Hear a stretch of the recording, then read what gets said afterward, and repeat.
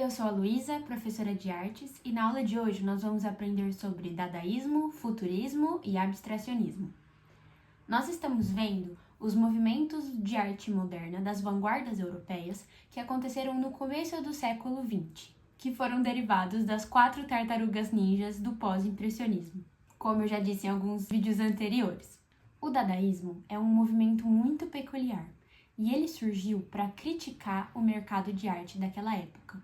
Eles usavam muito os ready-mades, que são coisas prontas. Por exemplo, essa obra do Duchamp, que é uma das mais famosas, que chama A Fonte. Ele simplesmente pegou um mictório, virou de ponta cabeça e falou que era uma fonte.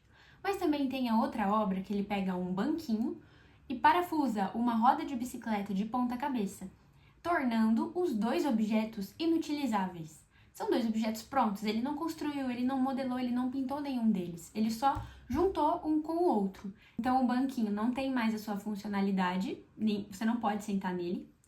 E a roda também, você não pode mais andar de bicicleta com ela, porque se você for virar essa obra de ponta cabeça, não dá certo o equilíbrio. E eles faziam isso muito com a aleatoriedade, foi até desse modo que o nome dadaísta foi escolhido. Eles falam muito do nonsense, que é não ter sentido.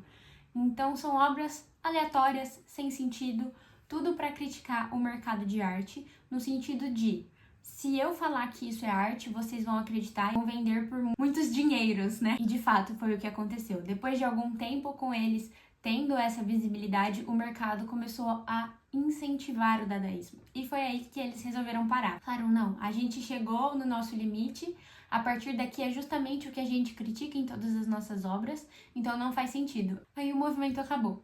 Então, como principais nomes do dadaísmo, nós temos, como eu já falei, o Marcel Duchamp, o Francis Picabia e o Raoul Hausmann.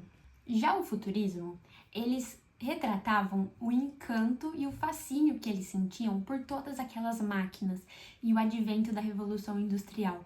Então, é comum a gente encontrar quadros que retratem o movimento. O movimento desde um passarinho voando até uma máquina com as suas engrenagens, um carro voando, porque eles queriam conseguir retratar o movimento como se a gente fosse traduzir o vídeo numa pintura. Naquela época o vídeo ainda nem existia praticamente, então foi a forma que eles acharam para conseguir traduzir o movimento na pintura. Então a gente tem pinturas da Torre Eiffel, que também era um símbolo do futurismo. Então a gente tem automóveis, animais, cavalos em movimento. Os principais nomes são o Giacomo Balla, o Robert Delaunay, o Fernand Léger e o Umberto Boccioni. E aqui no futurismo a gente consegue ver como que eles já conversam também com o abstracionismo. Apesar da gente conseguir ainda identificar algumas figuras no futurismo, no abstracionismo isso já não acontece. Pode ser que nos lembre um pouco o cubismo, aquele cubismo que a gente não identificava figura nenhuma, era totalmente abstrato, mas o abstracionismo em si também pode aparecer como expressionismo abstrato. Ele teve como principais nomes o Wassily Kandinsky, Mark Rothko e o Jackson Pollock. O Kandinsky, em específico, tem um estudo fenomenal sobre tudo isso. Ele, além de artista, também era músico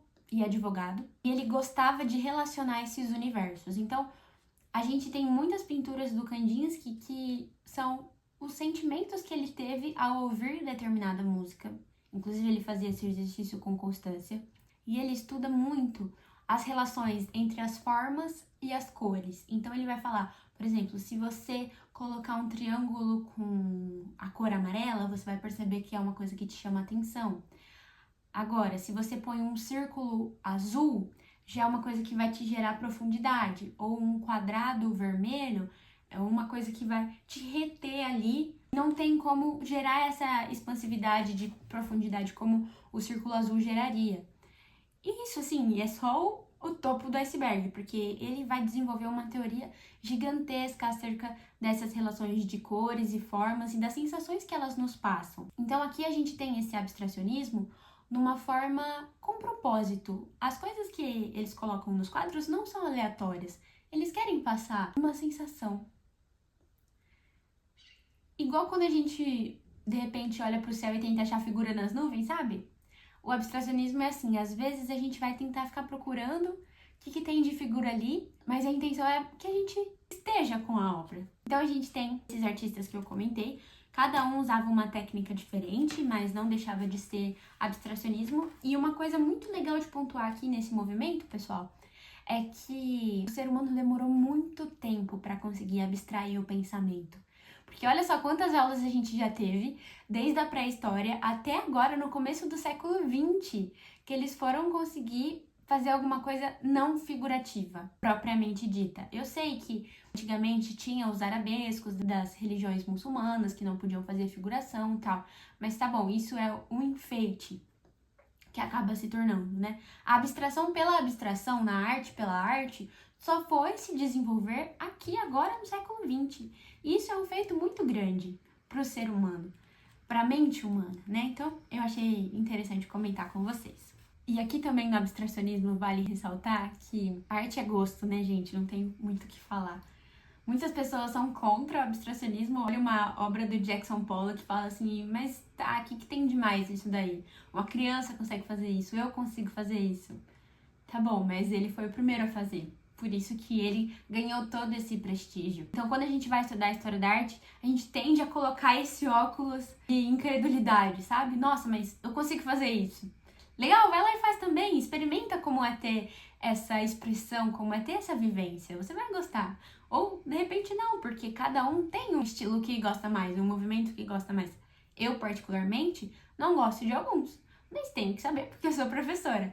Mas na hora de fazer as minhas produções, não vou usá-los como referência. Retomando, então, a aula de hoje. Nós estudamos sobre outros 3 movimentos das vanguardas europeias que aconteceram no começo do século XX, o dadaísmo, o futurismo e o abstracionismo, sabendo que todos eles são influência da quebra com o academicismo, para retratar a arte como liberdade, para criticar o mercado, para exaltar as máquinas que estavam por aí, vindo, e para abstrair todo o pensamento figurativo que a gente tem uma tendência gigantesca a sempre viver, sempre ter, sempre enxergar figuras em tudo.